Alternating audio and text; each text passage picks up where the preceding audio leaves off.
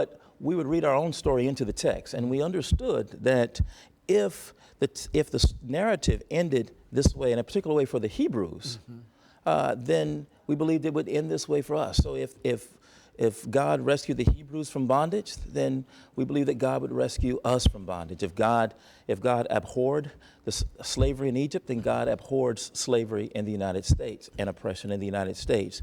And those types of readings empowered us. Now, we didn't originate those types of readings. You have to know that the Puritans themselves understood themselves as living through the Exodus story. They saw tyranny in Europe, tyranny in Britain, and read that as ancient Egypt, and saw their journey to the New World as a journey across the Jordan to Canaan. Now, as African Americans, when we pick up the story, we generally pick up the first 14 chapters, that is the slavery in Egypt and freedom at the Red Sea. How we got over. That's right. The Puritans, however, picked up the next part of the text. That is, they became God's military arm, cleaning out Canaan.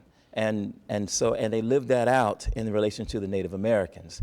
And so we see very different readings and gravitation toward very different parts of the Exodus story, with the Puritans and then and later successive generations of Americans and African Americans in the ways that we took up the text, primarily for freedom and then toward uplift.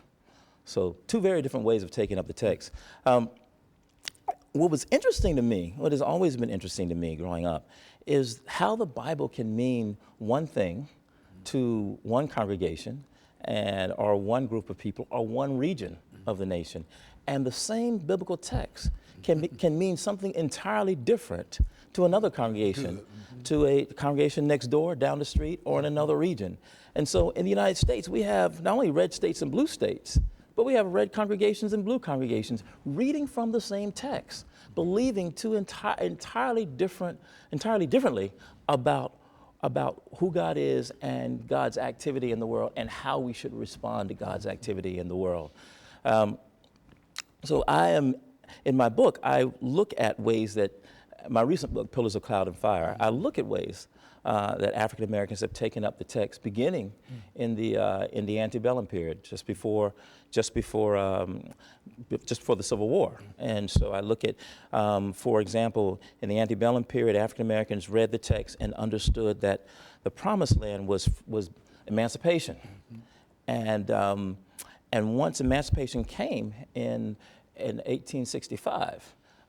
We began to reconfigure our understanding of Exodus. We held on to the same story, but the Promised Land then became uplift. How do we find a way to gain some economic status, educational status? How do we raise our quality of life in a world that still hates us? And so from 1865 up until the Harlem Renaissance, during the era of Reconstruction, you find African Americans reading the Exodus story still, but no longer talking about emancipation, but the Promised Land became uplift. In the Harlem Renaissance, you find figures like Zora Neale Hurston in her book Moses, Man of the Mountain, and others, taking up the Exodus story again, but this time no longer talking about uplift, but talking about what it means to be the Harlem Renaissance's new Negro. That's creative in a real sense.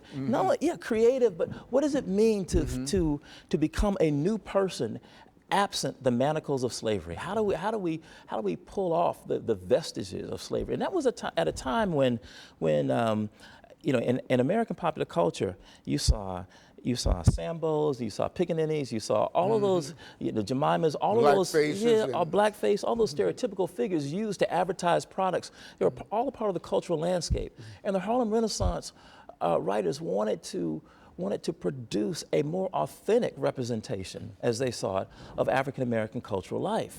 And so for them, who is this new Negro, this new African American person who is not seen through the stereotypes of the white gaze, but seen in a way that is authentically herself or himself.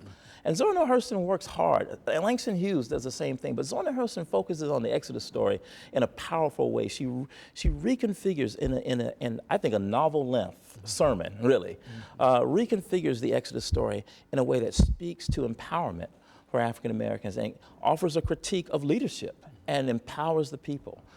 So if you haven't read Moses, Man of the Mountain, powerful, powerful. And so once the Harlem Renaissance sort of dies down after the Great Depression, of course, and then we get into World War II, we begin the Civil Rights Movement. And here now, African Americans begin to rethink again, what is this promised land and what is slavery? Slavery is not being enslaved. It's not what it meant to live life in Reconstruction. But now slavery is living under Jim Crow. And the promised land is, what does it mean to have the Voting Rights Act, the Public Accommodations Bill? The promised land becomes comes signified by the word integration.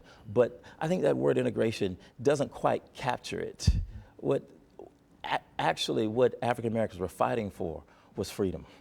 How can we be free to live peaceably in our own communities? Can we be free to be treated as equal citizens in the United States? And so civil rights and civil attainment become the metaphor for the promised land. And so as African American preachers talked about the promised land, it was about ending Jim Crow. It was about ending segregation. It was about finding new ways of living as first-class citizens with equal rights. And then finally in the Black Power era, just after the death of Dr. King, after the assassination, we find again African Americans reconfiguring this Exodus story, and particularly folk like Reverend Albert Clegg. And so what we'll do, we'll take this final break and then we'll come back and continue. And we'll be back with our audience following.